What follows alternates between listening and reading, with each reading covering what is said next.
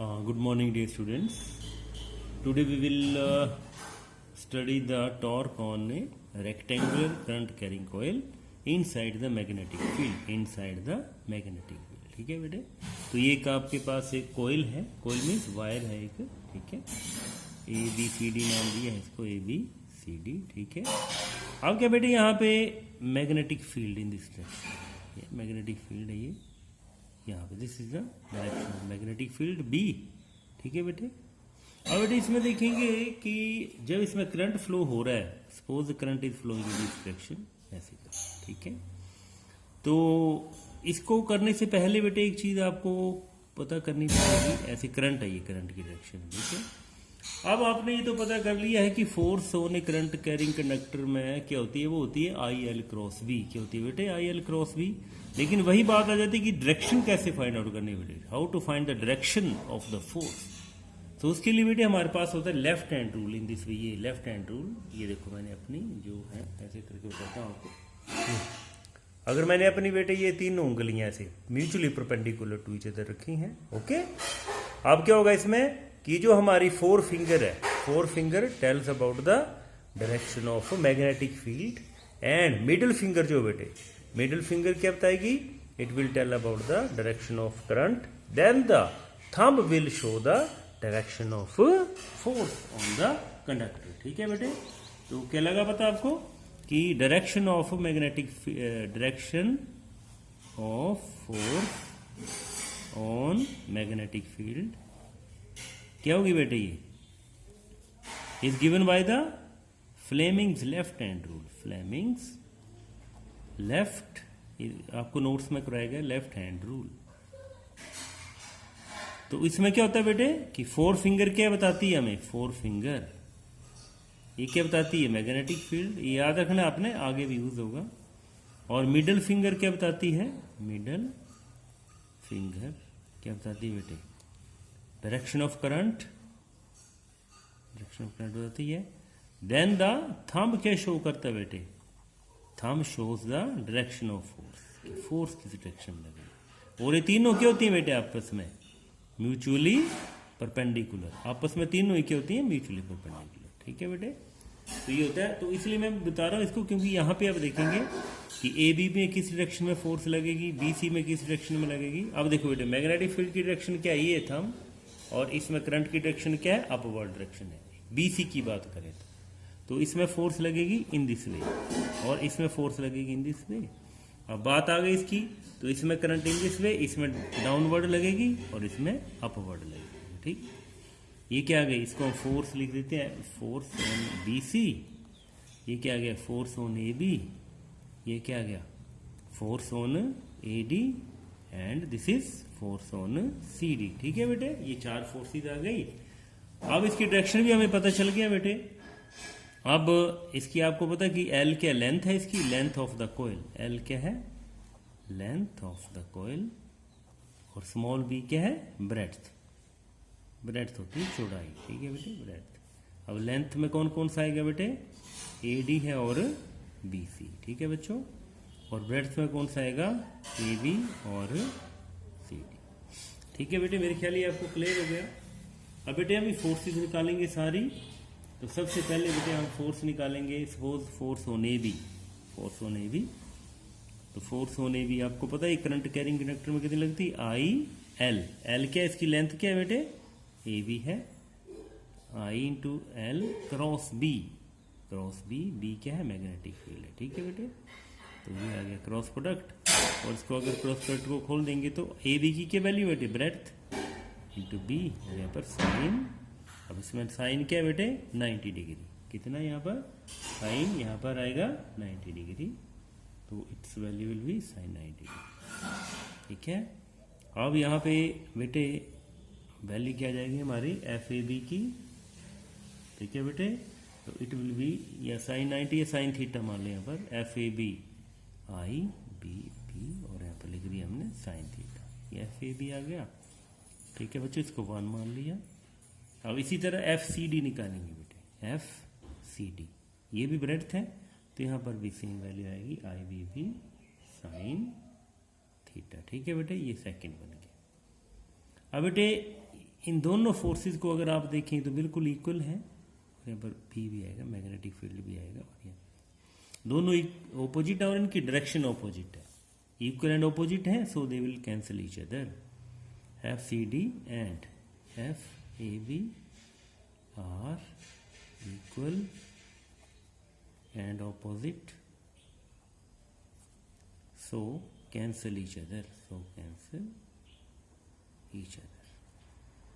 ठीक है, कैंसिल हो जाएगी, उसकी कोई भी फोर्स नहीं लगेगी। ठीक है बेटे, अब निकालेंगे हम F B C and F A B. तो एफ बी सी क्या होगा बेटे, वही बात आई, अब इसकी लेंथ क्या है, एल है, आई एल क्रॉस बी। ठीक है बच्चे, इस केस में क्या होगा, जब इसको ओपन करेंगे, एक्सपेंड करेंगे, तो आई एल बी और साथ में साइन, यहां पर 90 डिग्री होगा बेटे, मैग्नेटिक फील्ड ऐसे होगी और ये बी सी ऐसे ही वाली लेंथ है, तो यहाँ पर 90 डिग्री होगा, और यहाँ पर साइन 90 क्या होता है 1, तो मीन्स एफ बी सी की वैल्यू क्या आएगी, आई एल बी, साइन 90 1 होता है।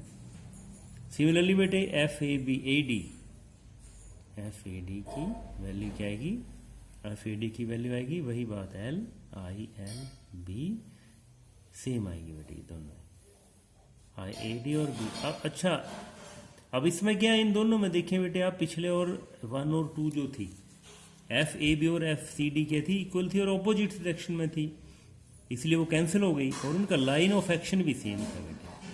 लेकिन अगर एफ बी सी और एफ ए डी की बात करें, ये भी ऑपोजिट है बेटे, बट इसमें क्या है, लाइन ऑफ एक्शन उनका सेम नहीं है, सो बेसिकली क्या करेंगी, टॉर्क प्रोड्यूस करेंगी। ये दोनों बराबर है, F B C and F A D are equal and opposite, and line of action is not same, line of action is not same, so they will produce,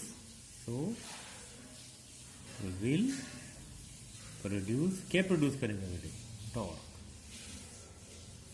so will produce torque. और आपको पता कि torque होता क्या बेटे, either force into perpendicular distance between that. अब यहाँ पे आइदर फोर्स तो बेटे निकल जाएगी हमारी, लेकिन परपेंडिकुलर डिस्टेंस कैसे निकालेंगे वो देखेंगे। तो यहाँ से देखो बेटे, अगर आप बी सी की बात करें और ए डी की, तो ये कैसे हम निकाल पाएंगे यहाँ पर, तो ऐसे करके बेटे इन दिस वे, ये क्या होगी आपकी फोर्स बी सी है, और यहाँ पर ये क्या फोर्स है बेटे आपकी, दिस इज ये कौन सी है, ए बी। यहाँ से देखो ये जो मेन बेटे यहाँ पर बी सी डायरेक्शन में और इस डायरेक्शन में। ठीक है, अब इन दोनों के बीच में क्या निकालना है बेटे आपने, परपेंडिकुलर डिस्टेंस। तो परपेंडिकुलर डिस्टेंस के जगह इसको आप क्या मान लें, एम मान लें, और इसको एन मान लें, और ये आपको पता है ये एंगल कितना है, थीटा है। अब एक फोर्स ये है, एक फोर्स ये है, तो इनके दोनों के बीच में परपेंडिकुलर डिस्टेंस कितना हुआ बेटे, एम एन। क्या हुआ, एम एन। और बेटे ये जो चीज़ है बेसिकली ये क्या है, what is this is D C, M D C, ये वाली जो ये वाला जो इसकी ब्रेड्थ है वो यहाँ पर डी सी है। ठीक है, इसको ऐसे यहाँ पर इसको डी एन मान लेंगे बेटे। ठीक है, तो परपेंडिकुलर डिस्टेंस क्या हुआ, डी एन, तो डी एन अपॉन ये क्या लिखा बेटे, C D, D C, D N upon D C will be equal to क्या हो बेटे, ठीक है बना बेस, और ये क्या बना हाइपोटेन्यूज। तो क्या बनाइए, बी अपॉन एच क्या होता है बेटे, cos theta. This implies that D N is equal to D C cos theta. ये वेरी इंपॉर्टेंट है बेटे। दिस इंप्लाइज दैट टॉर्क कितना है, आइदर फोर्स, कोई भी एक फोर्स लिख लो, F B C into perpendicular distance कितना है, डी एन, और डी एन की जब वैल्यू पुट करेंगे तो क्या आ गया, पहले एफ बी सी की value I L magnetic field into D N की वैल्यू क्या थी, D C cos theta. This implies that tau is equal to I L B. अब डीसी क्या है बेटे, what is DC? This is the breadth of the coil, B into cos theta. ठीक है बेटे, तो लेंथ इंटू ब्रेड्थ क्या हो जाएगा बेटे, area. So torque will be equal to I A B into cos theta. ये बेटे दिस इज वैल्यू। तो हमारी जो टाउ की वैल्यू आई वो क्या आई, आई ए क्या बेटे, area of the, this is the area of the coil, क्योंकि लेंथ इंटू ब्रेड्थ है, एरिया ऑफ द कोयल है, तो in this way we can easily do it.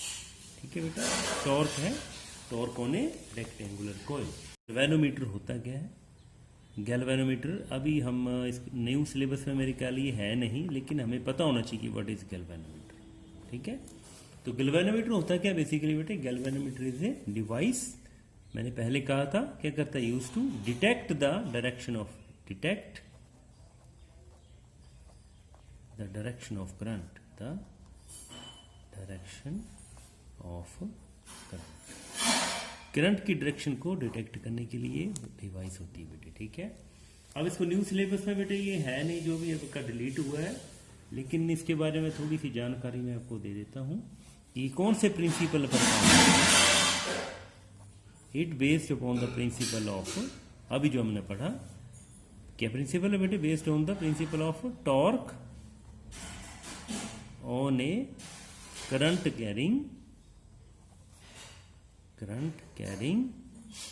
Rectangular coil. ठीक है, टॉर्क ऑन ए, ये इसका प्रिंसिपल है बेटे, जो भी हमने पढ़ा था। तो इसका भी बेटे वेरी इजी है, कोई प्रॉब्लम नहीं है, इसको मैं थोड़ा सा आपको करवा ही देता हूँ। बेसिकली सिलेबस में तो है नहीं, बट ये कि हो सकता कि आ जाए, तो आपको नॉलेज होनी इसकी बड़ी चीज़। तो इसके लिए क्या है बेटे, ये यहाँ पर दो मैग्नेट्स हैं, मैग्नेट क्या करेंगे, मैग्नेटिक फील्ड प्रोड्यूस करेंगे। ठीक है, इन दिस, ठीक है, ऐसे ये दो मैग्नेट है। ठीक है, ये ऐसा होता है।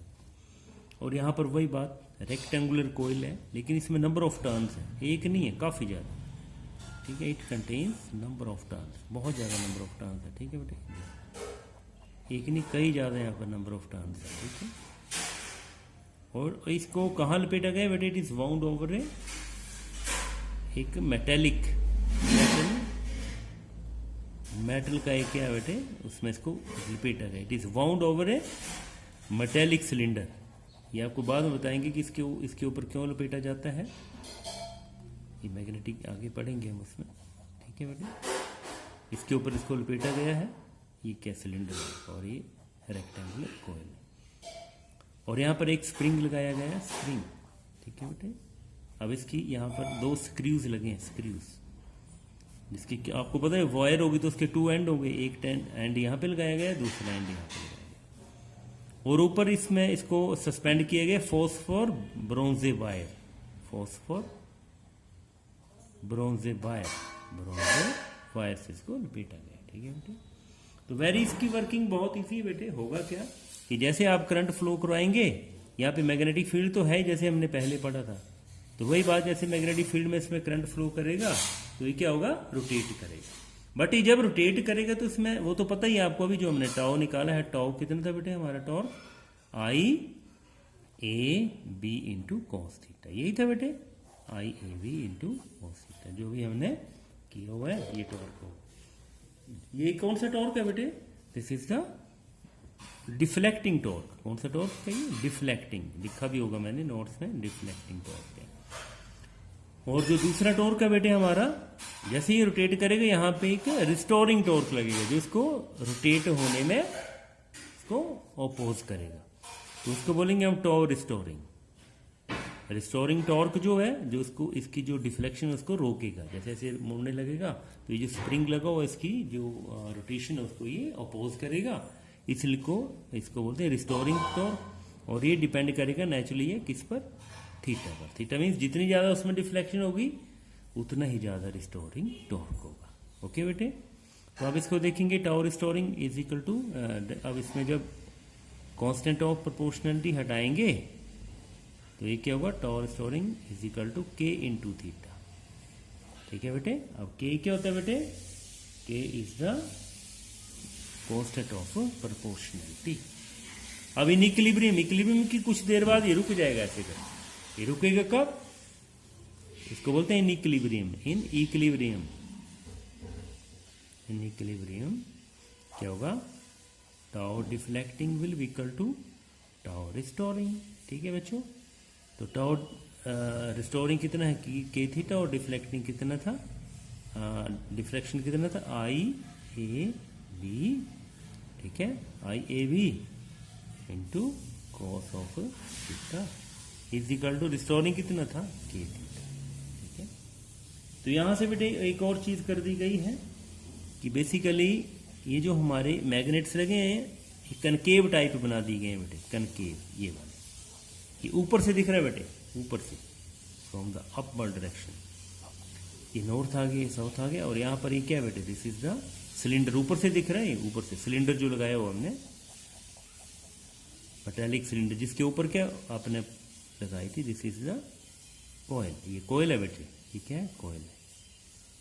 अब देखेंगे बेटे मैग्नेटिक फील्ड हमेशा ही कनकेव लगाने का क्या फायदा है कि मैग्नेटिक फील्ड हमेशा ऐसे हो गई, कहीं ऐसे हो गई, हाँ ऐसे। इसका मतलब ये हुआ कि मैग्नेटिक फील्ड हमेशा ही कोयल के पैरेलल होगी। ठीक है बेटे, जब कोयल के पैरेलल होगी मैग्नेटिक फील्ड तो cos 0 क्या हो जाएगा बेटे 1। जब cos 0 1 होगा तो हमारे पास कोएफिशिएंट बन गई I A B is equal to K theta. अब इसमें एक और चीज लगानी बेटे n, बेसिकली इसमें n नंबर ऑफ टर्न्स है, if n is the number of turns, ठीक है, तब क्या होगा n i a b is equal to K theta, this implies that. ठीक है बेटे, तो हमारे पास i की जो वैल्यू आ जाएगी वो क्या आएगी, के theta upon n a b। ठीक है बच्चों, तो आई थिंक वेरी इजी। तो इसमें आगे करंट सेंसिटिविटी होगा थीटा अपॉन आई, और एक वोल्टेज सेंसिटिविटी होगा वो होगा थीटा अपॉन वी। ठीक है बेटे, करंट सेंसिटिविटी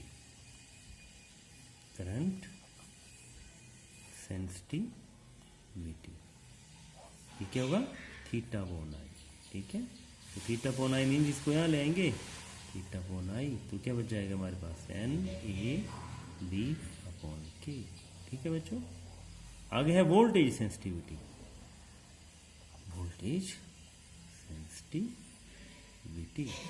वो क्या होगा, थीटा अपॉन वी।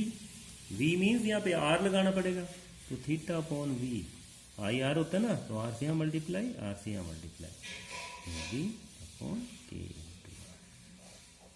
तो ठीक है, मेरी ख्याल बेटे ये क्लियर होगा आपको। तो अब बेटे इसको नेक्स्ट जो है इसका हमारे पास बड़ी इंपॉर्टेंट चीजें दो, एक होता है एमीटर, ये ध्यान रखना बेटे, अभी तक हमने गैल्वेनोमीटर पढ़ा, एक होता है एमीटर और एक होता है वोल्टमीटर। एमीटर क्या होता है बेटे, use to find the current या measure the current,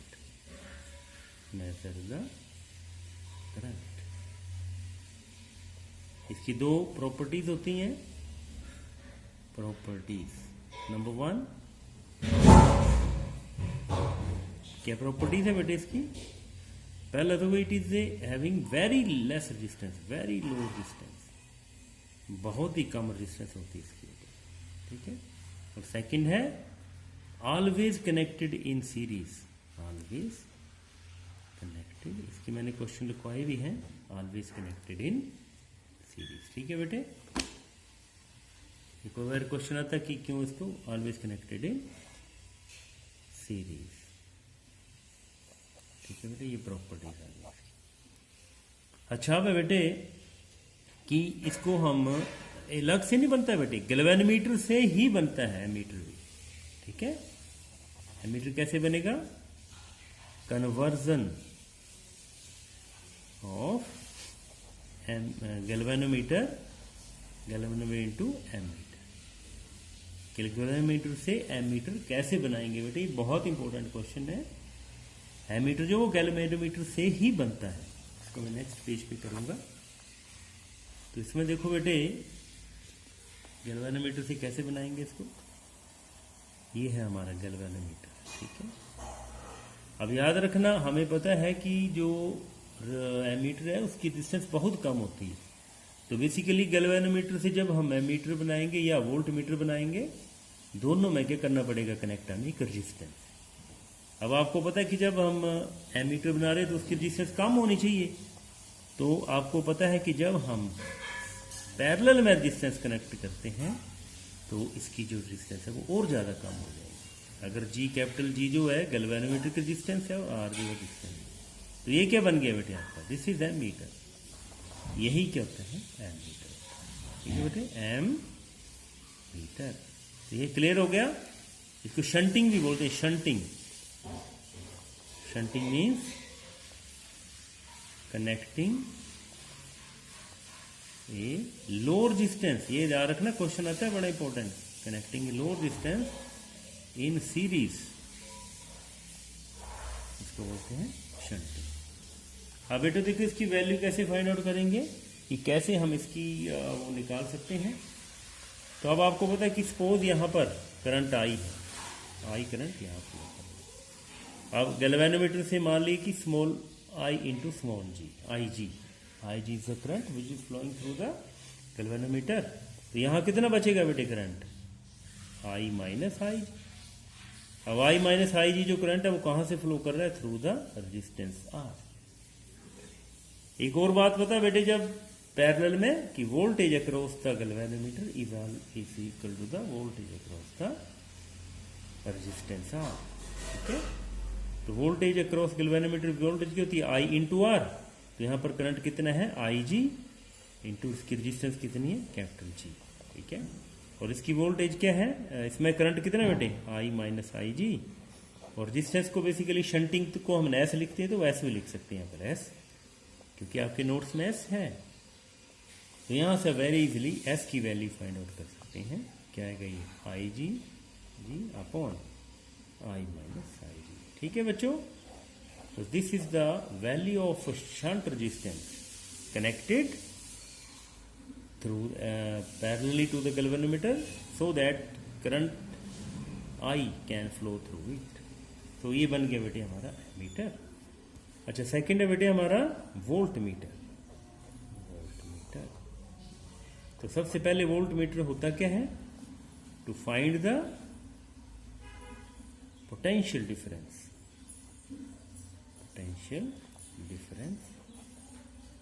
potential difference find out करने के लिए वोल्ट मीटर होता है। अब इसकी क्या प्रॉपर्टीज है बेटे, what are its properties. Number 1 है इनफाइनाइट रेजिस्टेंस, बहुत ज्यादा रेजिस्टेंस होती है बेटा इसकी, इनफाइनाइट रेजिस्टेंस होती है इसकी।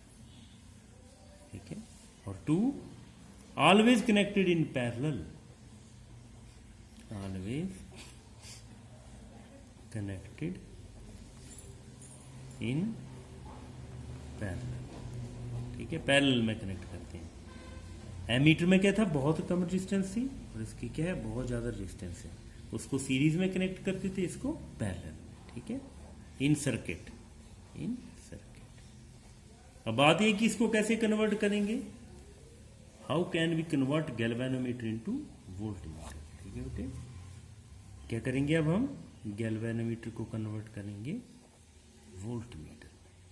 ठीक है बेटे, तो वही बात, ये क्या है, हमारा गैल्वेनोमीटर है जिसकी हम रेजिस्टेंस मानते हैं कैपिटल जी। और यहाँ पर अब आपको पता है इसकी रेजिस्टेंस बढ़ानी है हमने और ज़्यादा, तो हमें क्या, एक बहुत बड़ा रेजिस्टेंस लगाना पड़ेगा। कैसे, इन सीरीज, क्योंकि सीरीज में जो रेजिस्टेंस है वो क्या हो जाती है, R S is equal to R1 plus R2 plus R3। और पैरेलल में क्या होती है, 1/RP is equal to 1/R1 plus 1/R2 plus 1/R3। Means parallel में कम हो जाती है और सीरीज में बढ़ जाती है। माना ये हाई रेजिस्टेंस लगा दिया। ठीक है, तो कैसे कन्वर्ट करते हैं, 1 मार्क्स में पूछा जाए तो क्या बोलेंगे आप, connecting high resistance R in series with the galvanometer. ठीक है बच्चों, अब आपको पता है कि जब हम सीरीज में कोई चीज कनेक्ट करते हैं तो करंट सेम रहता है। अगर यहाँ आई है तो यहाँ भी करंट कितना होगा बेटे, आई जी माना होगा हमने, क्योंकि गैल्वेनोमीटर है। तो अगर यहाँ पर IG है तो यहाँ पर भी करंट IG होगा, सेम होगा। लेकिन वोल्टेज क्या होगी बेटे, यहाँ पर वोल्टेज दोनों में डिफर होगी, ठीक है, क्योंकि ये अलग अलग है। तब इसको वोल्टेज निकालने के लिए बेटे सपोज ये क्या बन गया हमारा, जैसे इसको ये बन गया हमारा वोल्टमीटर, ठीक है। अब वोल्टेज आपको पता है V इज इक्वल टू क्या होता है, I into R, I G to R क्या है, नेट रेजिस्टेंस क्या है इसकी, R प्लस जी, ठीक है बेटे। तो हमारे पास जो IG की वैल्यू आएगी वो क्या होगी, IG will be equal to V upon R plus G. तो ये बेटे in this way we can connect voltmeter into galvanometer into voltmeter, ठीक है बेटे, ये ध्यान रखना आपने। अच्छा, इसमें क्वेश्चन आ जाते हैं बेटे कई बार की why the voltmeter is connected in parallel. ये बड़ा इंपॉर्टेंट क्वेश्चन है, why the voltmeter is connected in parallel, कि सर्किट में इसको पैरेलल इन सर्किट, कि जब हमने पोटेंशियल डिफरेंस फाइंड आउट करना होता है तो इसको पैरेलल में क्यों कनेक्ट करते हैं। तो इसके लिए क्या आंसर है बेटे, क्योंकि इसकी बहुत ज़्यादा हाई रेजिस्टेंस होती है, हाई रेजिस्टेंस। अगर हाई रेजिस्टेंस और अगर आपने इसको सीरीज में कनेक्ट कर दिया है तो क्या होगा, ये सारे के सारे करंट को रोक देगा, ठीक है, इसीलिए। और दूसरा क्वेश्चन होता है कि why the ammeter is not connected in series। अच्छा, एमीटर को सीरीज में करते हैं ना, हाँ, वाई द अच्छा हमेशा इसको पैरेलल में करते हैं, इसको सीरीज में क्यों नहीं। तो एमीटर को पैरेलल में क्यों नहीं कनेक्ट करते हैं बेटे, why the ammeter is not connected in parallel. तो इसमें कि अगर पैरेलल में करेंगे तो सारा का सारा एक करंट ड्रा कर देगा और वहां पर एक शॉर्ट सर्किट हो जाएगा बेटे, ये मैंने आपको लिखवाया हुआ, ठीक है बेटे। तो अब इसके बेटे आपको मैंने नोट्स बना दिए हैं, इसका एक न्यूमेरिकल करते हैं बेटे। तो न्यूमेरिकल के लिए बेटे एक आपको कैसे करना वो आइडिया होना चाहिए, मैंने करवाया भी है एक आपको न्यूमेरिकल। तो इसमें क्या होगा कि आपके पास एक गैल्वेनोमीटर ऑफ रेजिस्टेंस, आपको नोट्स में गैल्वेनोमीटर की रेजिस्टेंस कितनी है, 100 ओम, ठीक है बेटे। Is to be converted into ammeter, ammeter की रेंज क्या बताई इसने, 0 टू कितनी बताई बेटे, it is 0 to, its range is 0 to given है 5 मिली एम्पियर, ठीक है बेटे, it is 0 to 5 milli ampere. अब इसको कैसे करेंगे, इट मीन्स आई की जो वैल्यू बेटे वो कितनी है, 5 मिली एम्पियर, ठीक है बच्चों, the value of I is 5 milli ampere. अब देखेंगे इसमें करना कैसे है, और इसकी एक और वैल्यू दी हुई है, find the value of shunt resistance, shunt resistance S की वैल्यू हमने फाइंड आउट करनी है, और इसमें आई जी की वैल्यू भी दी है, I G is equal to 2 milli ampere. Milli means इसको हम ऐसा यूनिट्स में करेंगे तो क्या होगा, 2 इंटू 10⁻³ एम्पियर। तो ये आ गई हमारी आई जी की वैल्यू, ठीक है बेटे, दिस इज द वैल्यू 5।